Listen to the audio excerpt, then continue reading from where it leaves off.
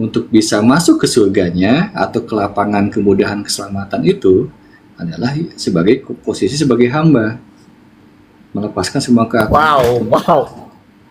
Wow. Terima kasih banyak Ustadz Dani, Masya Allah Syekh. Aduh, kok Ustadz sih?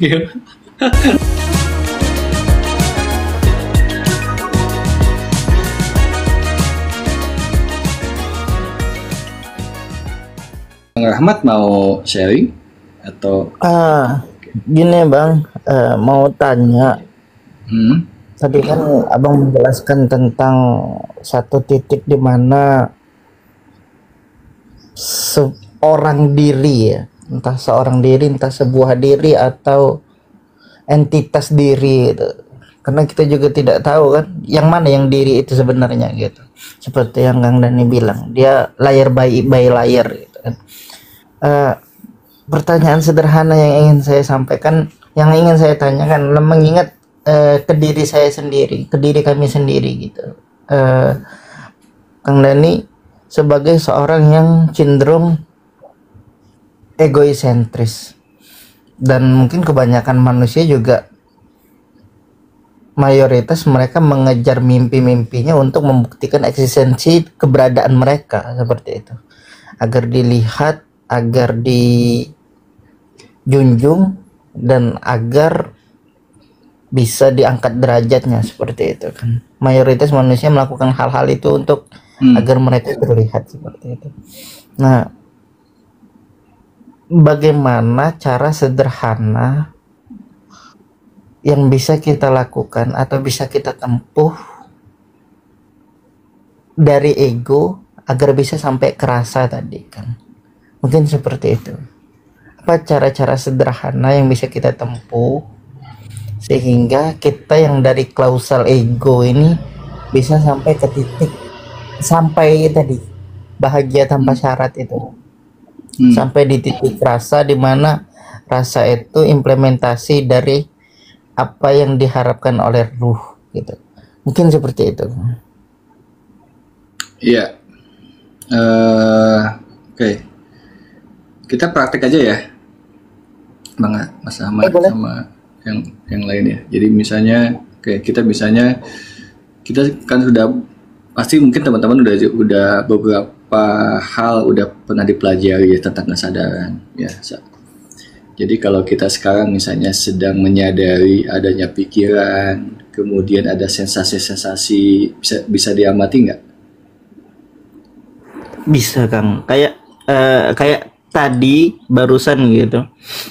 Saya di parkiran ada keperluan gitu, dan saya udah bilang kalau saya itu nggak ada uang kecil. Dengan selengeknya dia gitu sambil ngomong parkir gitu, udah mau saya turun, udah mau tak tabok mukanya gitu kan gitu. Maksudnya apa sih kau, maksud kau gitu loh, hujan dingin pusing bikin emosi pula gitu kan, gitu rasanya udah kayak yang berantem enak nih gitu. Nah itu kan eksistensi ego yang ingin apa ya, yang nggak ada orang yang boleh buat aku marah, nggak ada orang yang boleh buat aku kesel dan lain sebagainya ya gitu. Iya. Kenapa kita nggak bisa masuk kepada kesadaran murni, karena kita masih kejebak di dualitas gitu kan, benar dan salah, baik buruk gitu kan ya, untung rugi gitu kan gitu. Jadi dan kebanyakan ada kecenderungan kan, tadi kan ada bahasa terlihat eksistensi itu kan dalam arti eksistensi terlihat menjadi kebanyakan menjadi orang yang baik gitu ya, Mas Ahmad, biasanya kan gitu ya. Ya nggak, biasanya kan gitu ya. Ya betul, eksisten ya agar dia terlihat baik lah, agar dia mencolok, terlihat baik kan, diterima kan oleh lingkungan dan sebagainya. Diterima tuh kan diterima dengan konsep-konsep yang mereka masyarakat dan siapapun tuh masih memegang konsep yang diterima itu adalah orang yang baik. Orang yang baik itu kan orang yang sabar, orang yang lemah lembut, orang yang tidak marah bahkan gitu kan, dan lain sebagainya. Nah, kita perlu melepaskan itu semuanya. Kita justru bersedia untuk menjadi baik dan buruk, gitu ya, terlihat baik dan buruk. Nah, ketika kita sudah bersedia jadi keduanya, kita akhirnya di tengah-tengah menjadi benar. Dan benar di sini bukan tentang benar dan salah, tapi sebuah kebenaran. Kebenaran itu ketika tadi misalnya konteksnya kita tidak perlu memberikan ya uang parkir, gitu ya, misalnya gitu kan kelihatannya kan sesuatu yang jelek ya, atau tidak menolong seseorang, sesuatu yang kayaknya nggak baik gitu kan gitu. Nah, tetapi seseorang yang masih memegang konsep itu ada perasaan yang tidak enak kan kalau tidak memberikannya. Sampai di situ bisa dipahami? Bisa kan? Nah, ketika ada sensasi itu perlu disadari. Lah, kenapa ya saya ketika tidak memberikan hal ini ya, atau tidak melakukannya, itu ada perasaan sensasi merasa bersalah kah, kalau diamati lagi, atau ketidakenakan kah. Kemudian kita bisa cek gitu kan, ini prakteknya gitu, bisa dicek, menyadari pikiran kita tuh memegang konsep apa sih gitu. Oh, ternyata saya itu memegang konsep misalnya harus tolong menolong, atau harus berbagi, atau harus apalah tentang pelit dan tidak misalnya kan gitu kan, dan lain sebagainya. Nah, kita akhirnya keputusan-keputusan kita itu dipengaruhi oleh semua pikiran-pikiran itu atau konsep-konsep yang dipegang, bukan dari rasa yang spontan gitu kan. Jadi ketika memang tidak mau ngasih ya nggak aja gitu, tidak perlu membahas bahwa ini salah apa enggak ya gitu, baik apa enggak ya udah gitu, secuek itu gitu. Nah, ketika kita sudah terbiasa menjadi itu ya, menjadi sesuatu yang seapa adanya gitu ya, jadi otentik, nanti lama-lama kita bisa menyadari, masuk kepada di kesadaran murni tadi gitu Bang Ahmad gitu. Ini kan tidak menjadi kesadaran murni itu karena banyak distorsi tadi tuh, konsep-konsep belief system, value ya, sudut pandang yang kita pegang kan. Iya, betul kan. Nah, itu jadi ada sisi ruang netral kita yang namanya kesadaran tadi. Nah, kita bisa nggak menyadari itu? Contoh, ketika kita misalnya menyadari pikiran, keadaan, bahkan sensasi yang ada di tubuh kita, itu bukan kita gitu. Bahkan sensasi saja, rasa itu perlu diinvestigasi ulang gitu. Tapi kita kan suka mengasosiasikan bahwa oh ini saya sedang gitu kan ya, saya marah nih gitu kan, oh saya gugup nih, saya nggak enak nih gitu kan. Padahal kan ini sebuah sensasi yang perlu diteliti ulang bahwa ini dari mana asalnya. Nah, kalau saya di Alpha tuh sering mengamati 5 dimensi diri kita ya. Ini muncul tuh dari apa? Dari niat yang mana, dari pikiran yang mana, ya, dari perasaan yang mana, dari perkataan yang mana yang selama ini kita ucapkan secara verbal atau non verbal, atau dari sikap-sikap gitu ya. Dari yang mana nih gitu ya. Gitu. Jadi kita sadari bahwa kita bukan sensasi itu, kita yang dibalik itu. Sehingga kalau kita menyadari yang dibalik itu, kita netral seutuhnya, sama kayak saya sedang mengamati mouse ini. Berarti bahwa nanti digunakan atau tidak terserah saya kan. Tapi kalau saya mengasosiasikan bahwa mouse ini adalah saya, nggak bisa kan. Kita mau keluar dari mana kalau kita sudah mengasosiasikan bahwa kita adalah mouse gitu kan. Nah, tapi ketika kita sudah menyadari oh ada kesadaran yang netral, yang hening gitu ya, hening gitu ya, bahkan kita menyadari bahwa kita yang aslinya ini adalah keheningan yang dibalik atau latar dari semua kehidupan. Ya, bahkan kita bisa hening di dalam hiruk pikuk gitu. Nah, kalau kita sudah bisa menjadi itu, jadi keheningan yang latar dari hiruk pikuk sekalipun, nah kita sudah mulai menyadari. Nah, bisa nggak stay jadi itu? Nah, karena stay jadi itu, jadi stay jadi kesadaran di ruang kebebasan yang tadi, itulah ruang kebebasan dalam memilih bagaimana atau berdaulat menjadi beingnya gitu ya. Jadi kita yang seperti apa gitu, Mas Rahmat.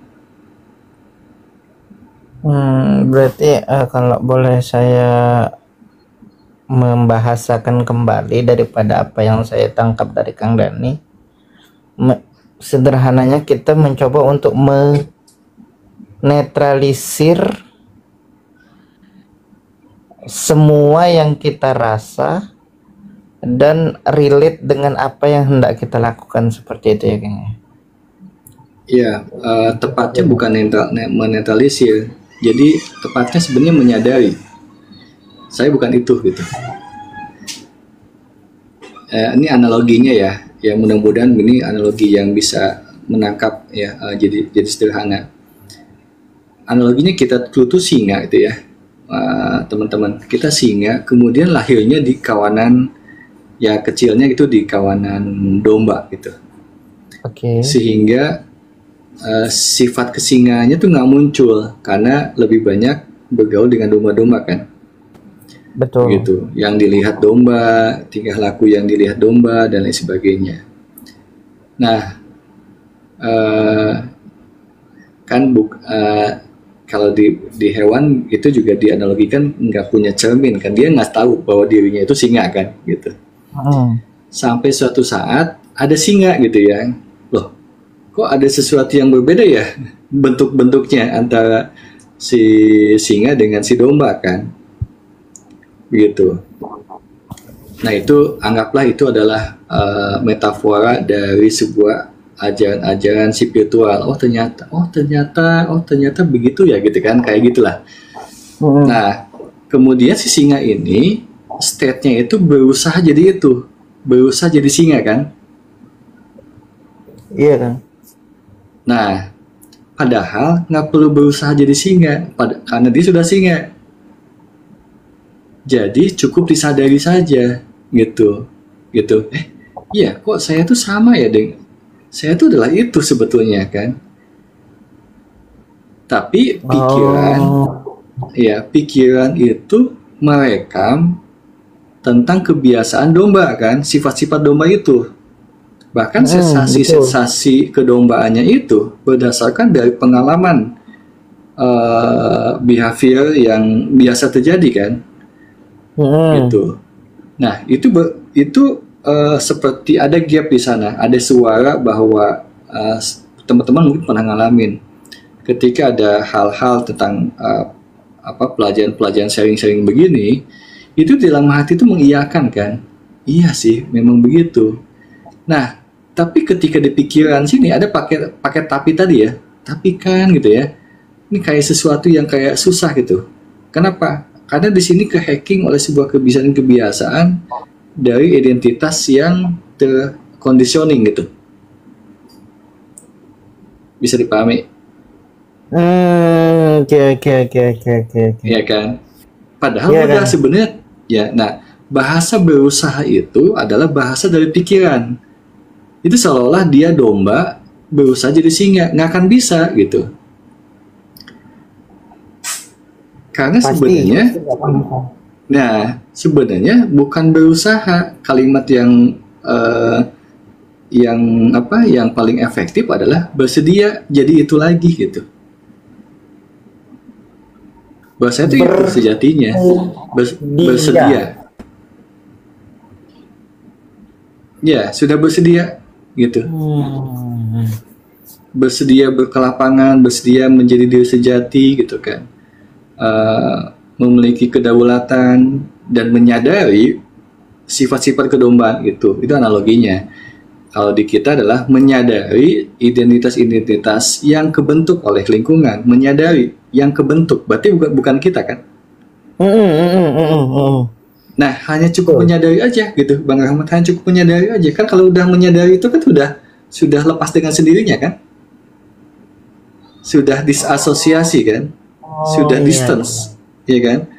Cukup kalau begitu, saya bukan mos, saya adalah ini. Ya cukup aja, nggak usah bahas ini. Saya adalah ini, udah ini aja gitu. Nggak usah bahas domba lagi gitu.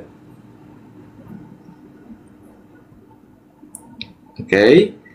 Nah, selanjutnya ketika kita sudah menjadi singa, sadari singa, program ini kan masih suka nempel nih. Ya enggak? Lewat sensasinya ada, sadari lagi gitu, praktiknya gitu. Sadari lagi gitu. Semakin dia sadari bahwa saya adalah bukan itu, ya.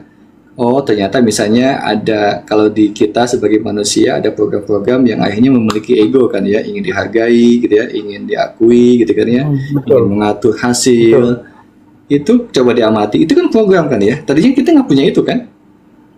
Tapi seolah-olah itu program yang dibentuk oleh domba-domba yang hidup bersama kita selama ini ya. Oke. Ya, domba-domba tersesat di situ. Nah, kemudian, oh bukan, kalau bukan kan tinggal nggak usah digunain lagi dong, lepasin keinginan itu, sehingga keinginan itu lengket banget ya. Enggak. Tapi dia lengket banget kan? Enggak ya. Karena nggak sadar aja, belum dikasih tahu aja caranya. Kalau sekarang udah pasti akan lebih mudah, ya. Jadi hanya cukup sensasi, ya, sensasinya oh begini, sensasi ini berasal dari keinginan ini, kemudian ketika kan berasal dari sini, berarti kan sebabnya kan tinggal dilepasin. Oh, point of view-nya tentang value, tentang hidup, bahwa harus dihargai, butuh dihargai, itu dilepasin. Ya, doktrin tentang hal itu, keinginan buat itu ya, yang muncul keinginan kan dari pengetahuan muncul keinginan muncul sensasi kan? Ya. Ya enggak? Betul. Nah, berarti itu mau nggak itu dilepasin? Ketika dilepaskan akan mengalami kebebasan nggak? Pasti. Ya, hati, jadi yang jelas titik pertamanya hati lebih lapang. Lebih lapang. Nah, sudah masuk di kesadaran yang murni ketika lapang kan? Oh ini, jadi gitu ya. Oh ini, gitu kan. Berarti nanti ketika ada diri yang palsu lagi, identitas yang bentukan tadi lewat, ya cukup disadari aja, nggak usah dibeli gitu. Misalnya nggak usah diambil, biar lewat aja. Gitu. Bahkan itu bakal selalu tetap ada, karena apalagi masyarakat domba-domba kan banyak kan gitu. Jadi berseliweran kan. Tinggal kita di situ adalah, kalau di bahasa saya tuh stay alpha. Ya udah stay alpha aja di sana. Kita tidak menolak, tidak perlu berusaha menghapus, menghilangkan, nggak perlu, hanya cukup sadari aja. Kita tuh langit, bukan awan gitu. Misalnya kayak gitu. Hanya itu aja, nggak perlu menstop cuaca gitu. Ya biarkan aja apa adanya aja. Tapi yang paling penting jangan mengasosiasikan keadaan itu adalah saya gitu. Saya itu adalah kebebasan, memilih rasanya seperti apa, berpikir seperti apa, itu kebebasan saya gitu. Keputusan saya seperti apa, terserah saya gitu, di ruang kebebasan. Nah, disinilah free will terjadi, di ruang kebebasan. Tapi kalau sebagai identitas yang kebentuk, tidak ada free will, dia kan terprogram. Dan secara spontan gitu ya, dia reaktif sesuai dengan apa yang kebentuk ya di program-program alam bawah sadarnya kan, dari sini. Tapi kalau di ruang kebebasan, dia bahkan bisa mengamati alam bawah sadarnya, termasuk pikirannya gitu. Nah ini kan butuh praktis gitu kan untuk itu. Tapi bahwa menyadari ruang kelapangan, disitulah mulai startnya bahwa kita berkesadaran tuh dari sana. Jadi kalau pengalaman saya dulu, ketika saya tadi barusan misalnya Bang Rahmat, oh ternyata kelapangan tuh itu, misalnya kan, bakal ngerasa lapangnya. Nah, saya mulai dari sana gitu, Mas Rahmat. Mulai dari sana, saya akan jaga kelapangan ini gitu kan. Nah, kemudian saya jaga, kemudian akhirnya ada yang membuat saya goyang ke lapangan ini. Itu saya selidiki, apa ya misalnya, oh ternyata niat saya bukan lillahi ta'ala misalnya kan, oh pikiran saya karena berespektasi dengan apa gitu ya, kemudian kata-kata yang saya sering ucapkan adalah apa, itu membuat si ruang kelapan itu bergetar gitu, tidak lapang lagi. Atau tadi 5 belenggu diri, ingin dihargai, ingin diakui, ingin mengatur, ingin memiliki, ingin seperti orang lain. Itu saya rumuskan tuh, oh ketika ini datang, ini bergetar nih, gitu ya. Jadi ini ketika ini datang, kemudian saya sadari, dan saya ketika sadari, saya berterima kasih karena emosi itu datang, membawa pesan belenggu-belenggu itu, kemudian pesan ketika diterima saya lepaskan kan, pesan untuk keakuan itu dilepaskan menjadi alfa kembali atau tidak hadir keakuannya. Kemudian lapang itu terjaga gitu. Nah, basicnya adalah memang kelapangan acuannya itu untuk berkesadaran itu. Nanti akhirnya kita lebih memahami kehidupan yang membedakan ya, menjadi al-furqan itu menjadi pembeda. Mana yang ilusi, mana yang senyata-nyatanya gitu. Itu makin sini makin peka gitu. Dan ini adalah sebuah proses pembiasaan dari berkesadaran. Itu mungkin permisi, mohon izin ya. Kang Dani, saya mau silakan. izin pamit karena saya sudah ada di masa depan ini. Di apa? Sudah mau jam 1 nih di Papua. Iya, di Jayapura. Terima kasih. Banyak Kang Dani sudah diizinkan untuk mungkin bisa bergabung dengan kami ya di Oh ya, ya, dan insya Allah mudah-mudahan nanti kalau live lagi, kalau ada kesempatan bisa naik lagi Kang untuk sharing-sharing ya. Saya juga banyak dapat masukan-masukan luar biasa dari Kang Dani ini. Jadi saya terima kasih banyak Kang untuk semuanya, sehat-sehat selalu, sukses dan selalu dalam lindungan Allah Subhanahu wa taala. Izin pamit. Assalamualaikum warahmatullahi wabarakatuh. Waalaikumsalam warahmatullahi wabarakatuh. Ya. Kang Dani, kalau pertanyaannya saya teruskan, dalam dunia yang begitu hiruk pikuk gitu ya, dalam dunia yang begitu majemuk,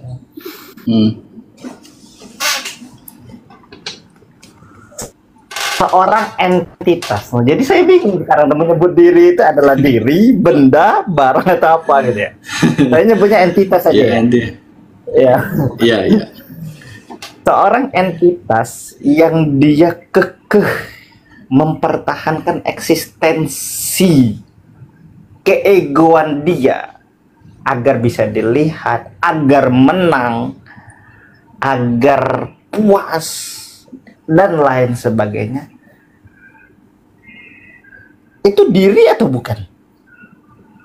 Iya, diri yang kebentukan. Berarti kalau itu diri yang salah berarti gitu kan? Karena dibentuk oleh itu social culture yang tidak sadar kalau mereka itu adalah singa gitu. Ya, tuh ya. Ketika mulai dari kecil aja kan dididik bukan jadi otentik ya, gitu ya Mas ya. Kemudian sekolah juga semuanya disamaratakan kan. Kita tidak pernah divalidasi atau diamati tentang keotentikan kita kan, gitu. Jadi udah jauh sih gitu, banyak jauh dari keotentikan gitu. Jadi ya wajar ya dunia seperti inilah gitu ya. Bahkan jadinya berkompetisi kan, bukan berkolaborasi. Kalau kita sudah memahami diri sejati, kalau kita pakai kalimat dirinya, pakai tambahan yang sejati atau otentiknya, kita bakal paham tentang keotentikan kita, dan keotentikan ini akhirnya berkolaborasi dengan keotentikan yang lain kan, gitu ya, gitu. Nah, sekarang mungkin bagaimana ya di dalam dunia yang seperti ini, apakah kita bisa oke lah dalam hidup kan gitu, bisa berhasil dalam hidup, bisa berhasil banget ya. Keotentikan itu justru yang dicari kan, begitu. Nah, dia ketika sudah jadi otentik pun itu sudah kesuksesan besar ya, meskipun belum punya rumah mewah ya, punya tabungan miliaran dan lain sebagainya, tapi dia sudah memiliki harta yang tak ternilai, yaitu keotentikan. gitu. Nah, keautentikan ini dimanapun akan disukai gitu sebenarnya, karena sejatinya manusia dia tuh pengen autentik lagi, cuma karena kejebak di perangkap-perangkap tadi ya, kesepakatan-kesepakatan yang yang diterima oleh sosial, seperti kejebakan di sana kan, benar nggak? Betul. Gitu. Nah gitu. Jadi ketika ada yang otentik tuh punya alaminya yang saya tuh pengen seperti itu juga, tapi gimana ya kan gitu ya. Nah di sini butuh ketekadan dan kenekatan gitu ya. Bagaimana kita menjadi diri otentik di sana. Nah tapi ya saya sih mungkin bolehlah mengikrarkan diri. Saya termasuk yang otentik gitu ya. Dan anak-anak saya pun juga kan lebih dulu homeschooling kan. Jadi memang keautentikan saya juga terserah di potensi masing-masing. Tapi ini kan butuh ketekadan ya dan kenekatan tadi kan. Kalau enggak kan pasti bertanya-tanya nanti gimana ya ijazahnya, gimana kalau gitu kan, gimana kalau nggak diterima dan lain sebagainya. Nah, tapi buktinya ketika yang orang autentik itu nggak pernah susah ternyata kan. Jadi ada kemudahan kalau kita lebarkan lagi gitu kan kesadaran kita. Semesta itu lebih banyak memihak atau mendukung, memberikan kemudahan kepada yang otentik gitu. Ada aja kemudahannya itu, seperti itu. Ya, kemudahan di sini itu dalam arti kesejahteraan ya, berkecukupan gitu. Ada aja itu, dalam apapun jadi mudah gitu ya. Jadi berkelapangan. Saya tadi sempat di awal-awal bilang bahwa slow living ya, slow living itu bukan kayak santai aja bukan, tapi benar-benar kayak punya ruang kebebasan gitu ya di sana. Nah, itu kan hakikatnya sebagai manusia sebetulnya kan. Nah, di sisi yang lain ada yang tadi kejebak di pola-pola kesepakatan keharusan ya, pola-pola konsep di masyarakat. Jadi akhirnya setiap harinya menjalani sesuatunya dari keharusan, bahkan akhirnya jadi dari ketakutan kan, bukan dari rasa syukur. Beda kan, ini kayak dua manusia, yang satu dari dasar ketakutan bergeraknya, yang satu dari kesyukuran, kan beda tuh. Tapi ini jarang kan dari kesyukuran kan.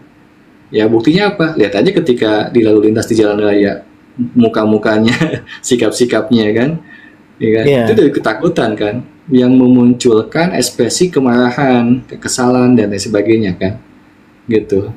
Jarang kan melihat orang yang senyum di jalan, tegur sapa, tegang rasa, kan jarang kan, gitu. Sibuk dengan ketalutan berpikir masing-masing. Iya, di sininya kan fokusnya ke waktu, deadline, target, gitu kan ya. Wah, gitu kan, sempit, gitu ya. Nah, kalau di ruang kebebasan tuh punya kelapangan. Ya, jadi dia banyak lebih fleksibelnya, gitu kan. Dari segi kesehatan pun juga dia akan lebih sehatnya gitu karena diliputi oleh rasa syukur dan kebahagiaan itu sih gitu. Nah, bagaimana saya di kelas Alpha itu mengajak orang-orang untuk yuk bergabung di klub kita kira-kira gitu ya, karena di sana banyak banget yang kesadarannya didorongannya dari sana, dari keterpaksaan, dari ketakutan. Ada loh manusia yang mungkin juga ada yang seperti saya dan teman-teman, tapi kita gabung aja yuk gitu kan, biar saling menguatkan dan bikin circle-circle baru yang menginspirasi. Jangan-jangan orang-orang di luar sana juga perlu contoh gitu, Mas Rahmat. Kan bisa jadi bertanya yang memang ada bisa ya kehidupan yang seperti itu. Kan mungkin mau pertanyakan, karena biasanya kan harus begini, harus begitu dan lain sebagainya kan. Nah, ketika di sini ada lebih banyak yang mencontohkan menjadi role model gitu ya, ini ada baik-baik aja kan gitu ya, dan berkemudahan juga kan gitu, begitu Mas. Nanti saya mau ikut join Kang Dani, gimana caranya biar bisa ikut join? Boleh, nanti ikut kelas dulu Mas. Langsung ikut admin ya. Jadi tahapannya nggak bisa loncat Mas, jadi kita biar ngalamin dulu bagaimana sih proses penerimaan ya, kesadaran bersyukur itu. Bukan kalau di luar sana kan Misalnya bagaimana untuk bahagia itu kan bersyukur dulu ya. Kalau kita dibalik, bahagia dulu baru bersyukur gitu. Kemudian menjadi praktek sebagai sang penyaksi, kemudian di minggu keempat itu menjadi oneness tuh seperti apa yang tadi melepaskan identitas. Karena kan banyak ya kita belajar kesadaran, tetapi ya konsep yang prakteknya jarang di coaching, jarang di mentor di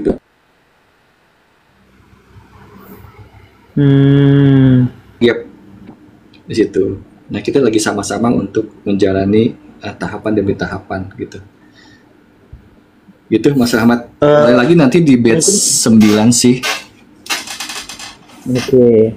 Mungkin pertanyaan berikutnya gini, Kang.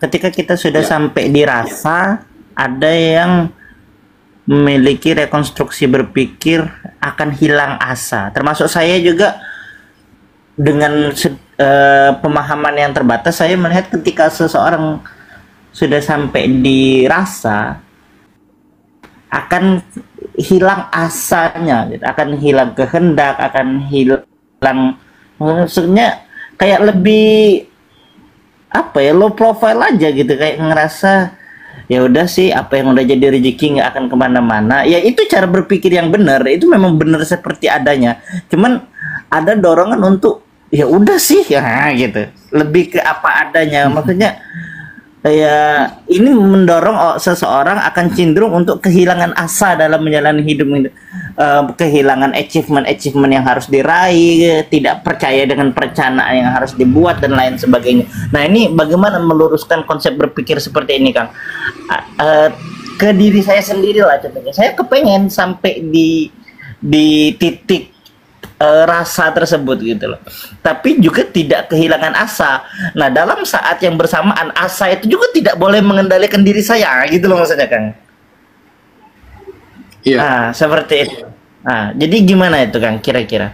Saya kepengen sampai di rasa di mana saya tidak memiliki keterikatan, tidak memiliki kemelekatan terhadap apapun, dimanapun dan dalam keadaan yang bagaimanapun gitu.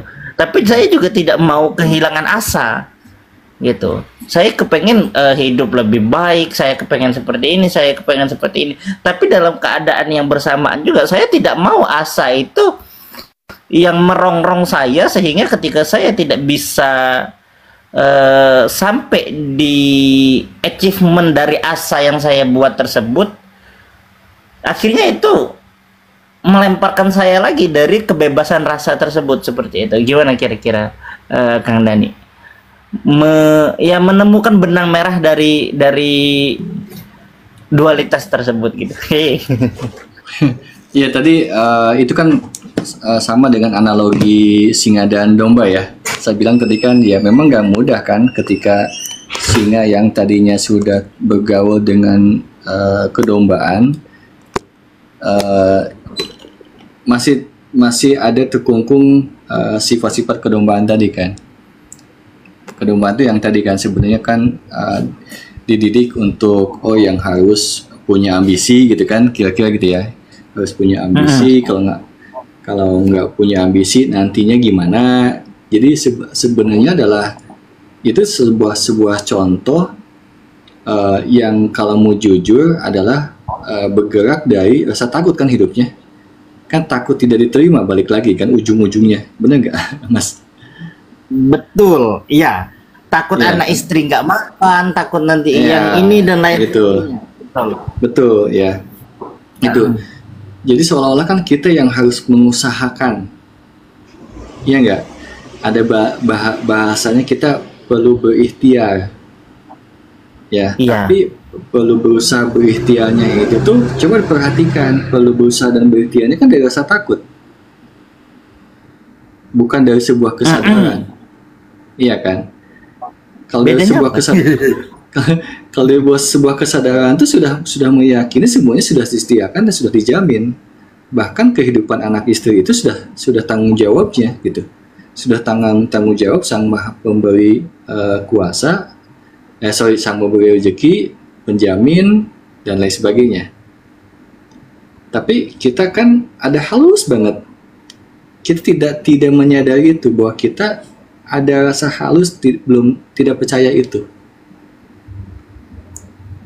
Seolah-olah itu harus diusahakan gitu. Ya. Nah, Tapi kalau nggak diusahakan gimana, Kang? ya, ini pelan-pelan ini halus banget bahwa ada rasa takut di sana gitu kan, bukan nggak boleh berusaha, bukan ya. Tapi di situ ada rasa takut yang sangat tipis gitu kan, merasa bahwa sebenarnya merasa ada keakuan, kalau nggak aku yang mencukupi siapa lagi kan gitu ya. Kalau aku yang tidak bertanggung jawab siapa lagi, kan ada aku yang muncul di sana. Padahal kan Allah yang bertanggung jawab atas semuanya itu, yang menjamin itu semuanya. Tapi di sini muncul tuh si aku yang merasa itu. Nah, disitulah yang merasa keakuannya muncul, dan di situ ada ketakutan. Kenapa ada muncul rasa ketakutan? Karena ranahnya Tuhan kita ambil gitu, nggak pas, ya. Nah, kalau dari kesadaran, ketika kita memahami bahwa semuanya ini sudah dijamin, ya, sudah disediakan, karena kita memahami atau menyadari bahwa ini sudah disediakan dan dicukupi, ada rasa tenang nggak di sana? Iya, betul. Pasti akan tenang. Oke, tenang. Kalau ada yang bilang, kamu kujaminkan hidup 10 hari ke depan, makan 3 kali sehari, minum 3 kali sehari, ya pasti lebih tenang. Lebih tenang kan? Nah, ketika tenang, di situ bisa disyukuri kan rasa tenang itu kan ya? Pasti bisa disyukuri. Itu. Nah, rasa syukur ini akhirnya kita bergerak, gitu. Kita bergerak untuk berkarya, untuk menjalankan potensi kita dan lain sebagainya. Itu bukan dari rasa takut, gitu. Jadi dalam menjalani apapun, misalnya target lah perusahaan atau apapun, itu sesuatu yang memang hanya perlu kita lakukan aja dengan maksimal. Tapi bahwa jaminan-jaminan kehidupan keluarga kita itu sudah dijamin, jadi kita tenang melakukannya. Kebalikannya kalau kita di sininya belum begitu yakin gitu, dan ketika menjalani pekerjaan kita di sini kan banyak lintasan pertanyaan tentang bagaimana ya nanti kan gitu ya. Betul gitu. Sekali.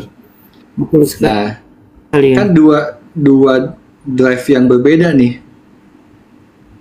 Ya. Dua-duanya punya usaha, cuma latar belakangnya yang beda gitu. Sponsornya yang berbeda.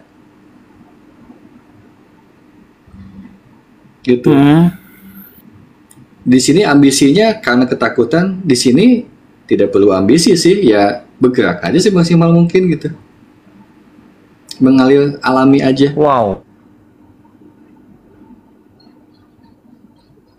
Gitu.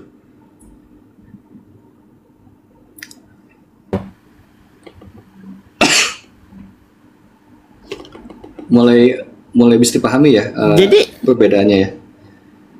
Bisa kan.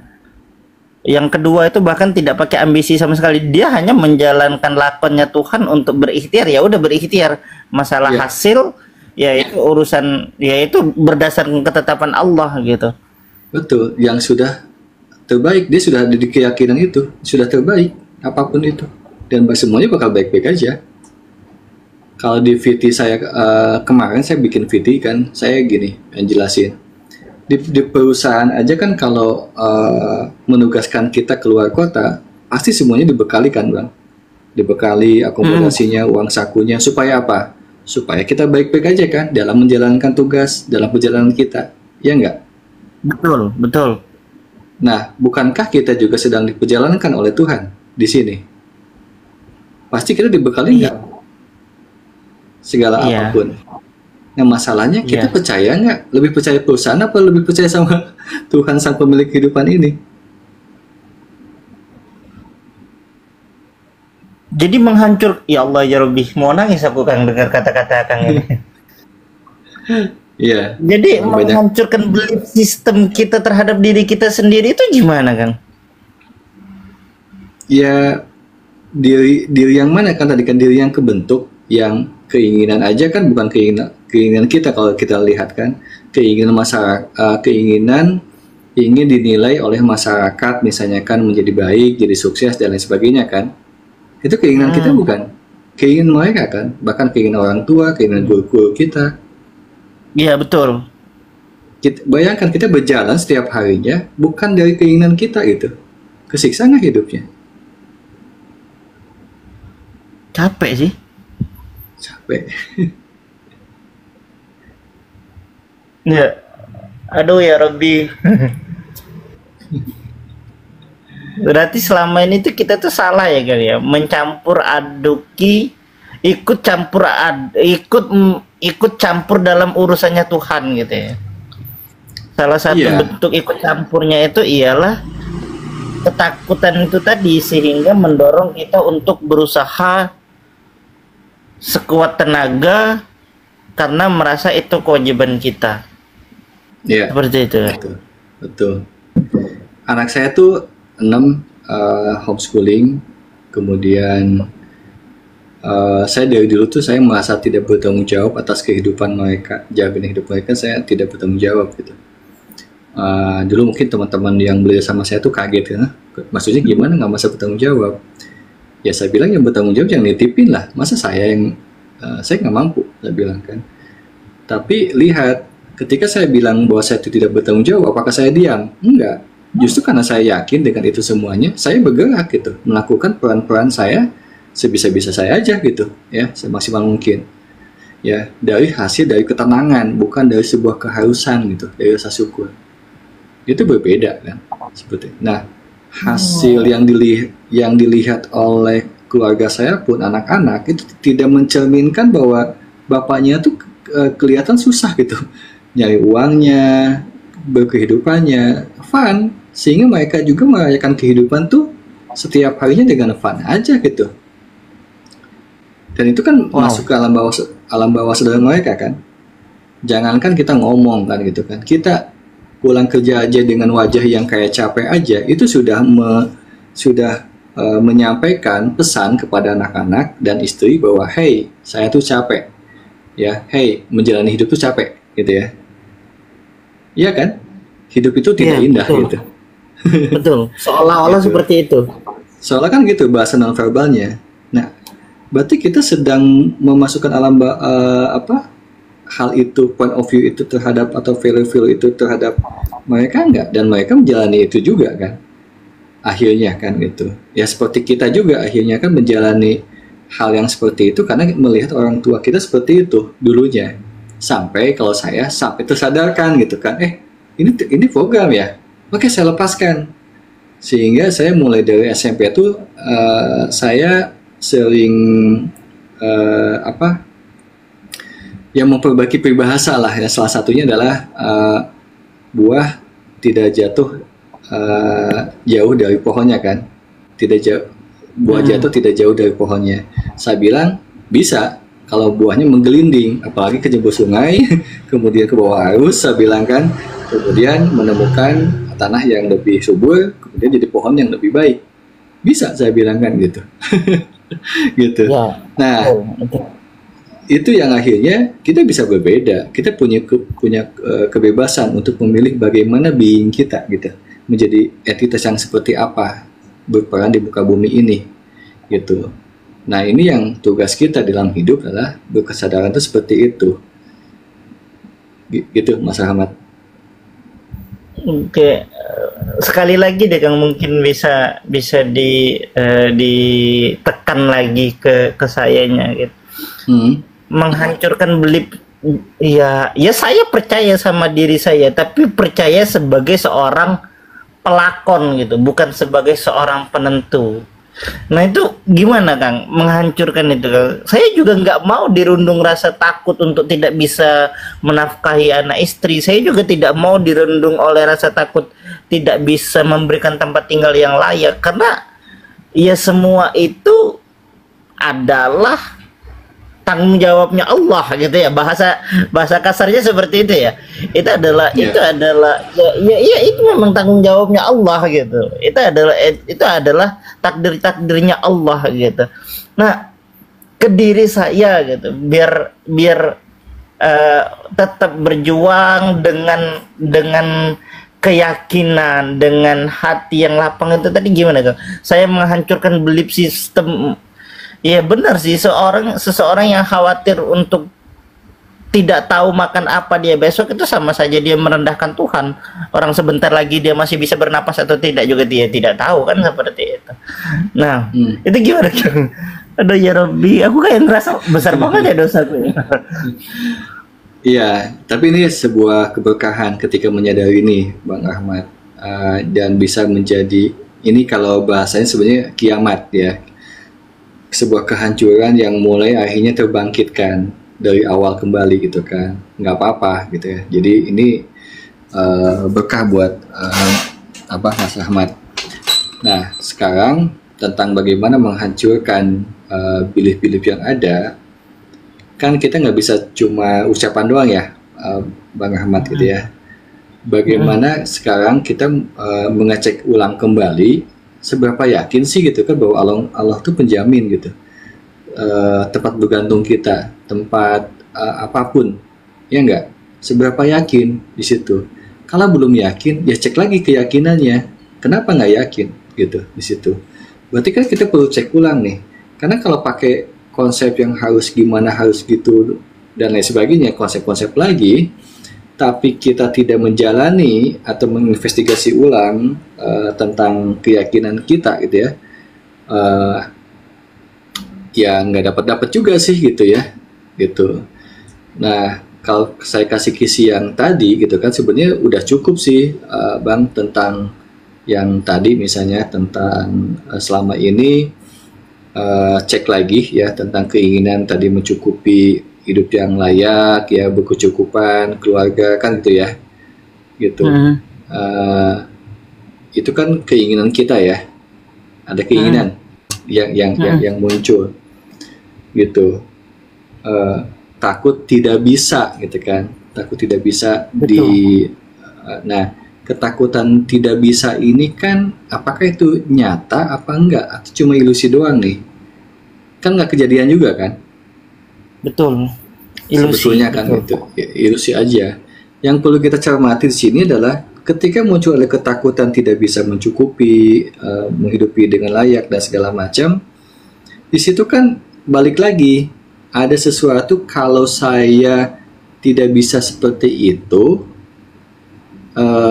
saya dikatakan seperti apa, dinilai seperti apa. Balik lagi kan tentang penilaian orang lain kepada kita kan. Betul.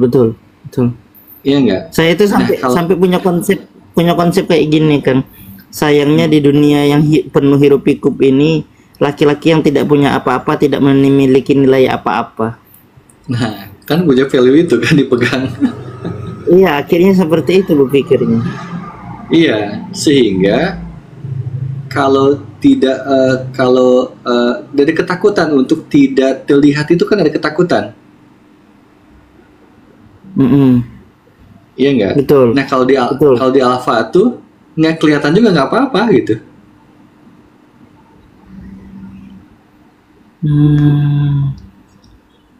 Jadi konsep pikiran yang menakut-nakuti itu semakin kita tolak, semakin bakal datang ketakutan itu. Sampai dia akhirnya bilang bahwa oke, kalaupun kejadian seperti itu, it's okay, saya tetap baik-baik aja.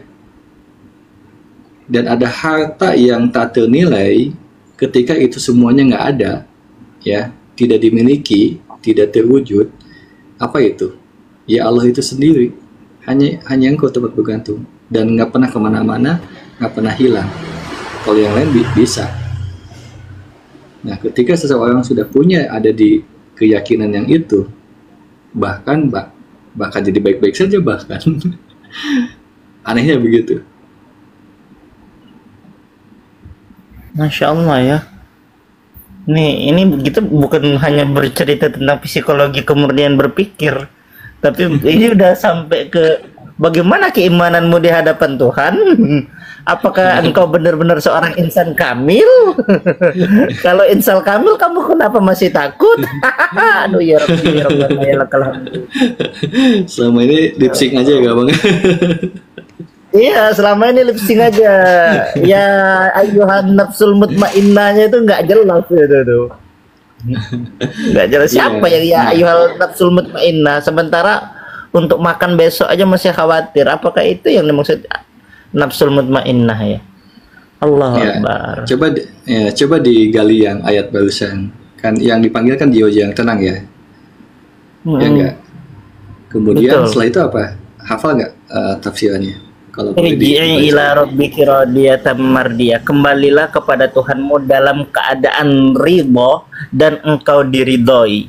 Nah, situ dulu ya. Fadkhuli fi jannati fadkhuli fi ibadi wadkhuli jannati. Nanti lanjut kita bahas satu.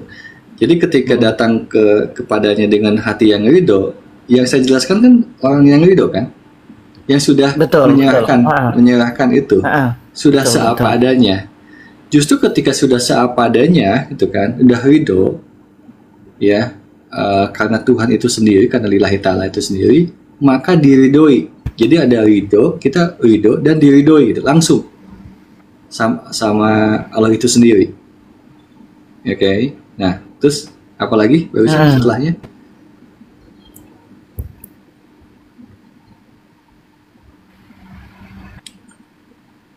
Fadkhuli fi ibadi wadkhuli jannati. Ya, dan masuklah ke dalam golongan hamba-hambaku dan masuklah ke dalam surgaku. Nah, jadi yang diridhoi dan diridhoi itu siapa? Sebagai hamba, keakuannya nggak ada. Gitu. Kalau di sini muncul keakuan saya sebagai suami, saya sebagai laki-laki yang harus bertanggung jawab, yang harus seolah aku yang menjamini semuanya, kan bukan jadi hamba, ada identitas di sana kan ya? Iya, betul. Iya, berarti yang untuk bisa masuk ke surganya atau ke lapangan kemudahan keselamatan itu adalah sebagai posisi sebagai hamba, melepaskan semua keakuan. Wow.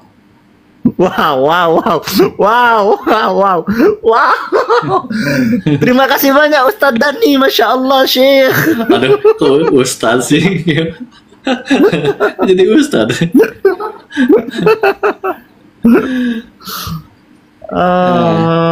Paradoksnya, kita mengira pikiran kita kalau melepaskan itu semuanya, hidup tidak baik-baik saja. Tapi ayat menerangkan justru ketika melepaskan itu, kamu tuh bakal masuk surga. Dalam arti keadaannya bakal diliputi keselamatan dan kesejahteraan. Kan itu dimensi surga tuh. Iya. Jadi hanya ilusi doang, pikiran yang mereka. Awas lah ya, kalau kamu melepaskan ini, kalau kamu nggak begini, nanti begini hidupnya loh. Itu hanya ilusi doang kan? Allah Karim. Wow. Bergetar hatiku kan. Ay Allah. Gitu. Nah itulah akhirnya dipanggil. Jadi yang dipanggil itu adalah yang melakukan itu semuanya, yang sudah menjadi itu, dipanggillah sebagai jiwa yang mutmainnah tadi gitu.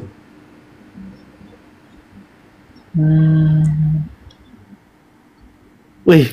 Padahal beberapa malam yang lalu saya ngomong ya ketika kita diskusi bareng Kang Ari itu, bahagia tanpa syarat itu ketika tidak punya tanda tanya.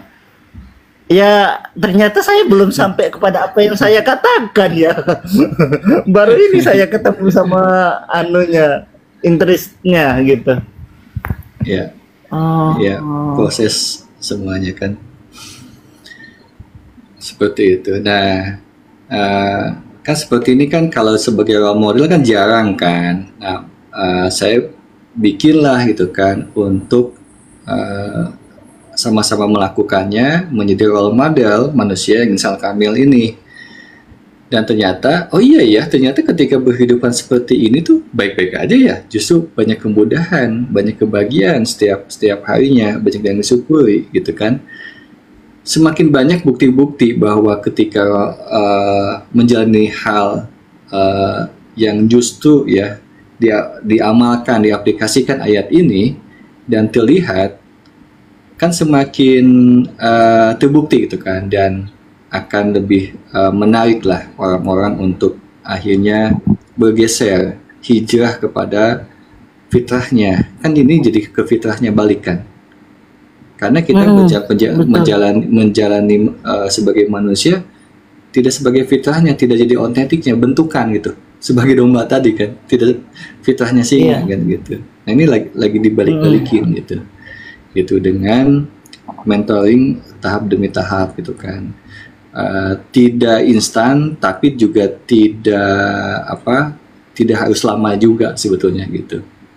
Karena ini kan perjalanan saya yang di-sharingkan, jadi yang istilahnya puluhan tahun kemudian saya kasih tips-tipsnya jadi lebih cepat kan, karena kunci-kunciannya saya kasih kan, ini begini kan gitu kira-kira Mas Rahmat.